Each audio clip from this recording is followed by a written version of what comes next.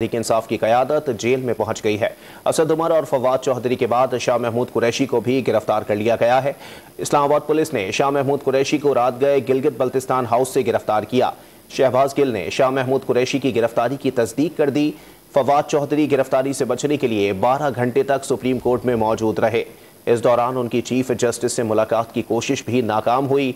फवाद चौधरी के वकील Faisal Chaudhry chief justice Islamabad high court के घर भी गए मगर बात नहीं बन सकी। गिरफ्तारी से पहले शाह महमूद कुरैशी ने अपने एक पैगाम में कहा कि कोई गलत काम नहीं किया, कोई इश्तियाल अंगेज बयान नहीं दिया। उन पर कोर कमांडर लाहौर वाक़िए का इल्ज़ाम झूठ है।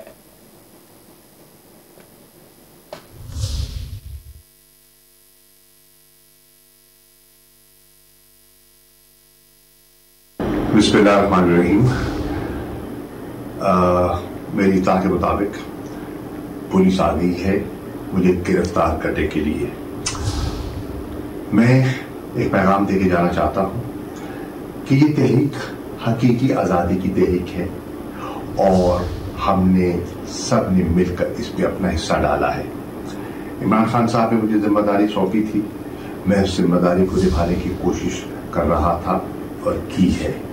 अगर मुझे मजीद मोहलत नहीं मिलती तो फिर मैं ये पैगाम देके जाना चाहता हूँ, ये जो हकीकी आज़ादी की हमारी जद्दोजहद है इसको जारी रहना चाहिए।